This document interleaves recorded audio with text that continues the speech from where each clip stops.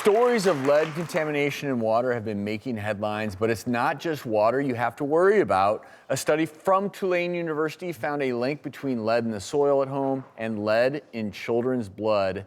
The researchers found, in fact, that when the levels of lead in the soil fell by 44%, children's blood levels fell by 64%. So the opposite could be inferred from that. And unfortunately, they also found that African American children 3 times more likely to have higher levels of lead in their blood. And it's really scary because lead can have so many untoward effects on a child. Joining us now to weigh in, environmental toxicologist Katie Butler, who joins us in the audience. So can we talk just a little bit about how concerned everyone should be with lead, no matter where you live? Lead is one of the most significant environmental hazards we face today. And for decades, lead has been used in leaded gasoline, leaded paint. Industrial sources still emit lead that deposits into the soil, and it's really those top 2 to 3 inches of soil where the lead concentrates. And of course, that's most problematic because that's where our little ones play, and that's where children come into contact with soil, is those top 2 to 3 inches. So let's theoretically say that you've tested your child's blood levels for lead and everything looks okay. But then you still have a young child, you move to a new neighborhood, you don't know much about the history of it. Is this something where just standard tests for lead should be done, do you think? Because to me, this is an eye-opener.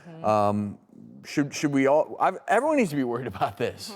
Yeah, for children under 5 especially, you mentioned developing brain. That is a real concern at low levels, how lead can impact children's bodies. Behavioral problems, lower IQs. There's a lot of studies that support at low levels, lead is dangerous.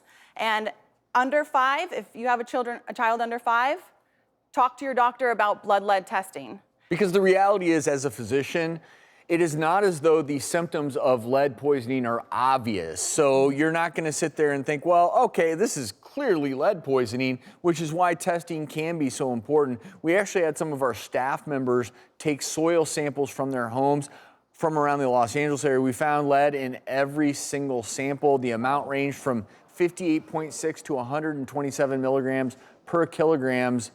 Should our staff be worried with those levels of lead in the soil?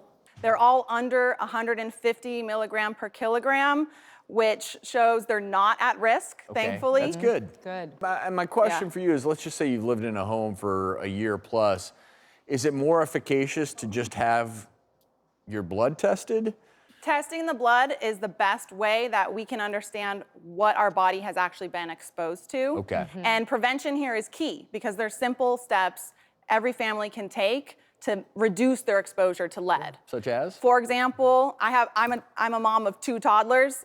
Every time they play outside, I make sure they wash their hands, they don't track dirt indoors, clean their toys, make sure they're not full of dust that could contain the lead. But what's hard for me in this, and this is because one of the things we do as doctors is we look at all the data from various things, and we know that kids who play in the soil actually have more robust gut microbiomes and are at lower risk for asthma and allergies, better immune system. So now it's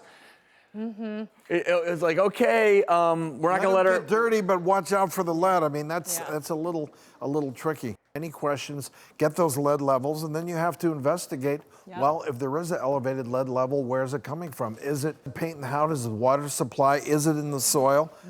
Have to do a little detective work. Because an example we recently talked about on the show, it was a few years ago now, but even getting back to places like Flint, Michigan, and some of these cities where kids may be in soil that's perfectly benign, but then it's coming from the water sources. So I think this is just something for parents to be aware of, because you do not want to wait until your child is showing developmental problems cognitively before you test. You would rather prevent the exposure before you notice, well, wait a minute, why is my child's brain not developing appropriately? Test it and find out that for the first 3 years of their life, they had elevated lead blood levels. Katie, thank you for the work that you're doing and highlighting this important issue for us.